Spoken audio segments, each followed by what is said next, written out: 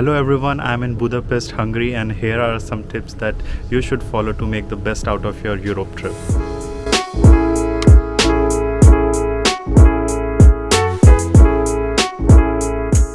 One thing I'll recommend is whenever you go to your hostel or hotel, do ask them about these kind of pamphlets or maps. Every time they will provide you for free, and in that you can look it up, and also you can basically ask them for suggestion, and definitely they will give you insider and local tips. One of the best way you can explore Europe is by walking. Most of the places will be near the Altstadt area, the old city area, and you can just walk around, and you should walk around because they are very very small things that if you have read history you will find out. And if you don't have enough time, then I'll also recommend you to have a walking tour or bike tours. There are so many different kind of tours, and some are also free also, so you can look that up. So one important thing is that you should learn about the history here, because I can guarantee you will very easily get bored after few days or just like few hours into the city, because for us, especially for me as an Indian, the buildings will not you will not be very impressed by the building. Yeah, you will take a photo and that will be it. And I hope you don't want just to be a tourist, right? You want to experience it more, and for experiencing you should know the history. You can do it to like two ways. You can learn on your own, talk to the locals about it. It's very easy. You can just ask them, oh, what happened here, how this happened, and all these things, and they will be happy to tell you. Otherwise, you can first take a guided tour, and that will give you more history about that place. And one small but effective tip to feel as a local is to learn few words of the local language, like hello or goodbye, thank you. That will make you feel good, and also make others whom you're telling, they will feel also good that you as a foreigner you are saying just like one or two words also. That will really make them happy. You should always pay attention to these signals. It's green now, so I'm moving, and even if it's red, look at this, how beautiful this is. This two person holding hands, and there's a heart in the middle. Yeah, so what I was telling is you should always pay attention to this light, even though you don't see any traffic and it's red, but you should still follow it, because the traffic here is very different from your home country, and you might have a habit of doing it the other ways, but please follow the traffic signals here. So when you are in Europe, please pay attention to the weather. Like it can change drastically, especially in this kind of months like April, May, where this like spring to summer translation, or from like August or September, where there is like to winter translation. Because yesterday it was very sunny, I was kind of sweating, so I just wore this light color of jacket. But today the weather is gloomy somehow, and I think the weather now will be around 10 degrees Celsius, so it changes a lot. It can rain also now, and in like 15 minutes, not 15 minutes, but by the evening it can be like really sunny. So you should come prepared here, or come in a stable month. So like come in summer or winter, where you know what kind of clothes you wear. But in April, like this kind of translation months, you have to, or before coming here, just search what is the weather is going to be like and decide. That will also not give you a clear picture, but that is really helpful. So now I am standing at a tram stop. Sometimes in Europe it is easy to just miss it where the tram stop or bus stop is, but I'll tell you some important features. You will always see this kind of board where it will be mentioned like what are the stops, what kind of bus or tram stops here. And usually in Germany it will be like written like Straßenbahn, Haltestelle is like stop, number 2 is the tram that comes here. And yeah, and usually it's like a road which you see here. See, the tram will also come on this line, and the traffic is also going in on the same, so sometimes it's difficult, but these are some of the features you should look. And like there is a signboard also which tells in how many minutes the next tram is. So I'm standing here at a tram stop. I'm going to take a tram.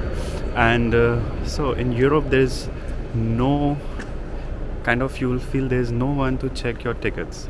There is some places where you can validate your ticket when you after you buy it, but there'll be no one checking it really.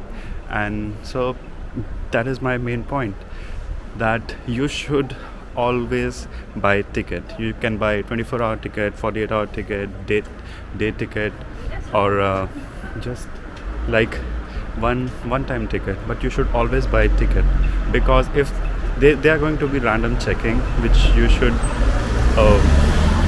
should be careful of. And other than that also, that it's in Europe that it's like they trust the people. I don't know how they are like this, but they trust the people. And then you should also follow how the other people are following the rules, because everyone has a ticket even though there is no checking at all. So this is one of the tram stop, and there it's so small that there is no vending machine for ticket. You can see there are like shops behind, and this is the tram line. There is no vending machine, but usually here on the tram stop there is going to have a vending machine from where you can buy tickets, and and you can validate also. So another important thing, as you can see from my background, is the hostel dorm. It's very important that you book that in advance and you read their rules carefully. Some hostels, or most of the hostels in Europe and everywhere, they start at 2 or 3 p.m. in the afternoon. So if you're coming here in some city in the morning, you should take care of that. And for me, it's not a problem. You can go to a hostel and you can store your luggage for free. You can keep your luggage and then go out and come back at 3 or 2 p.m. and then you can check in. But it's very important that you read all their rules. Some hostels I found in Europe that they don't provide free bed covers, so I had to pay €3 extra. And some hostels also take some city fees also. So whenever you're booking through, like I use Hostel World, so whenever you are booking through that, you should always keep in mind all the facilities that they're providing. Earlier I used to think that bed sheets are like, I used to take it for granted, but it's not. Whenever you are in Europe and you are not understanding what you can eat, or you are a vegetarian, then definitely consider the global eating chains, and because they are pretty much standard and you can get vegetarian options also considered to other places. One of the best way to experience Europe will be to just ask a person, a local, and you just say, hello, I'm new to the city and can you recommend me some places to see? And I'm telling you, it will go a long way. You might have long-standing friendship because of a simple effort, and you will definitely enjoy, and they will the recommendation which they will give, and also you will find that more meaningful than all the Google searches. Like all the Google searches combined, they'll give the better recommendations. So I personally talk a lot with the locals. You can ask small questions, where to go, how to go, where the nearest tram stop is, and these small conversations will, I think, go a long way. I am not very confident to show like the conversation that I usually have, but hopefully eventually slowly I will start including them as I get confident. and I think I get confident when you show me support. I get more subscribers, more likes, more comments like what I'm doing right and wrong. So please do that. One of the most important thing while you're traveling, exploring, walking is to carry your own bottle of water. This goes true for every country, right, irrespective of Europe, but I'm telling you because you can get your own bottle and fill it from anywhere, any tap in Europe most probably, and it's going to be okay. Like I filled this water bottle from my hostel, and you can fill it from anywhere else also. Usually it's okay. Like I know about Vienna, like Austria or Germany, it's okay, and it will be okay for other European countries also. Just when you are at your hostel, just confirm it, and then you are good to go. Always carry water, otherwise your travel will not be good. You cannot enjoy if you are not hydrated. That goes for life too. So behind me is the Museum of Natural History, and on the other side that is a Museum of Arts. So in Vienna there are, not just in Vienna but in Europe in general, there are so many museums that you should go if you are really interested into that history.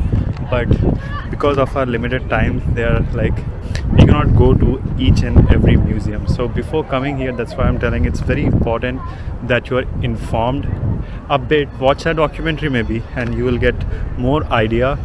And the idea will it can be like the idea of the museums which you don't want to see, so you can skip that, because it's just for the namesake. If you'll go there and see the history, whatever, take photos, it will not make sense. And not every museum is also free here, so try to see maybe from the outside if you're not very interested in the history, and enjoy the view.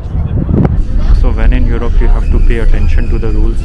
Like this kind of seat you can sit, but if you see this symbol, and the moment someone with a child comes, you have to get up, otherwise it will be rude, I think. And there are other markings also which it shows that it is a priority for, let's say, senior citizens and things like this. So these were some of the tips from my side. I hope you like it, and if you like this video in general, please give it a thumbs up and consider subscribing to my channel. And all the best for your Europe trip, and if you can, please let me know if my suggestion helped you in any way.